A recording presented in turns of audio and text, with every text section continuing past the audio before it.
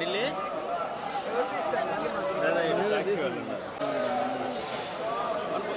శ్రీనాథ్ అన్న కొంచెం అటు దిగన్నా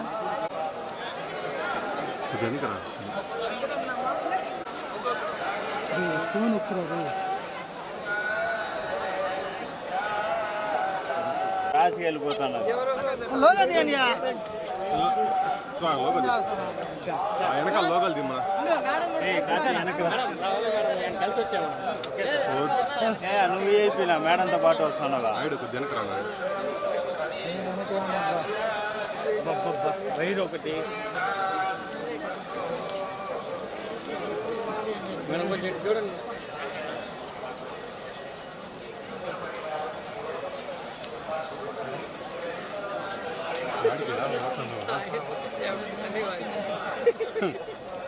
ఓకే మేడం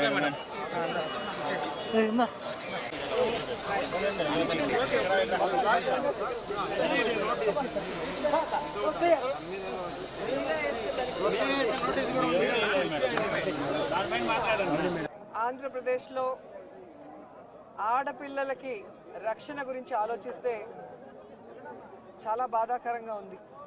ఎందుకంటే ఎక్కడ చూసినా రేపులు, మర్డర్లు అండ్ ఆడపిల్లల కాలేజీ బాత్రూమ్స్లో హిడెన్ కెమెరాలు పెట్టి ఏ విధంగా పైశాచిక ఆనందం పొందుతున్నారో మనం చూస్తున్నాం. ఈరోజు నేరస్తులకి ఇంత ధైర్యం వచ్చింది అంటే దానికి ఈ ప్రభుత్వం సిగ్గుపడాలి.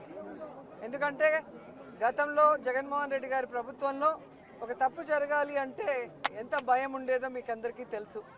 సో ఎవరైనా కూడా దిశ యాప్ని యూజ్ చేయకుండా ఏదైనా అఘాయిత్యానికి అమ్మాయి లోబడితే 24 గంటల లోపల నేరస్తుల్ని అరెస్ట్ చేసి వారిని శిక్షించే విధంగా చట్టాలని కఠినతరం చేశారు. కాబట్టే ఆ రోజుల్లో ముచ్చుమరి లాంటి ఘటనలు జరగటం అనేది మనం చూసుండం.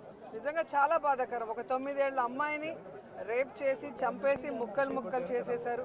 60 రోజులు అవుతున్న అమ్మాయి శవాన్ని కూడా ఇంతవరకు తీసుకురాలేకపోయారు. అసలు ఆ కుటుంబాన్ని పరామర్శించడానికి సీఎం గారు కానీ హోంమంత్రి గారు కానీ వెళ్ళలేదు అంటే కారణం ఏంటో నాకైతే అర్థం కాలేదు. ఎందుకంటే మదనపల్లిలో ఫైల్స్ దగ్ధమయ్యాయి అనగానే డీజీపీ గారిని స్పెషల్ ఫ్లైట్లో పంపించిన వాళ్ళు ఎందుకు ముచ్చుమరికి స్పెషల్ ఫ్లైట్లో డీజీపీ గారిని కానీ లేదా సంబంధిత మంత్రి గారిని ఎందుకు పంపించలేదో నాకు అర్థం కాలేదు. అలాగే నిన్న పేపర్లో చూశాను, గుడ్లవల్లేరు కాలేజీలో బాత్రూమ్స్లో హిడెన్ కెమెరాలు పెట్టారని పిల్లలు వచ్చి ఆడపిల్లలు చెప్తే అసలు అక్కడ ఏం జరగలేదని ఎస్పీ గారు చెప్పడం చాలా దురదృష్టకరం. ఈరోజు 300 మంది పిల్లలు ఈరోజు న్యాయం కావాలంటూ ధర్నా చేస్తుంటే ఇప్పుడు విచారణ చేస్తామని దిగిరావటం అనేది మేమంతా కూడా గమనించాల్సిన విషయం. అలాగే ఈ ప్రభుత్వం వచ్చిన తర్వాత మీరు చూస్తే ర్యాగింగ్ భూతం ఎలా ఎక్కువైందో మనం కళ్ళారా చూస్తున్నాం. నారాయణ కాలేజీలో మెడికల్ విద్యార్థినిని ర్యాగింగ్ చేసి చంపేశారు. అలాగే కలికిరిలో జేఎన్టీయూలో విద్యార్థి ర్యాగింగ్ చేయడం వల్ల ఎలా ఆత్మహత్య చేసుకుందో గమనించాం. అంటే గత 5 సంవత్సరాలు లేని ర్యాగింగ్ భూతం మళ్ళీ ఈ ప్రభుత్వం వచ్చాక ఎలా పిల్లల ప్రాణాలు తీస్తుందో మనం గమనించాల్సిన విషయం. నేను ఈ ప్రభుత్వానికి ఒకటే చెప్పగలను, రెడ్ బుక్ రాజ్యాంగం మీద పెట్టిన దృష్టి ఇంట్రెస్ట్ పక్కన పెట్టి ఆడపిల్లకి రక్షణ కల్పించడంలో గౌరవాన్ని కల్పించడంలో మీరు ముందుండాలని కూడా వాళ్ళని కోరుకుంటున్నాను. మాట్లాడిన తర్వాత అలా అంటే ఎట్లాగా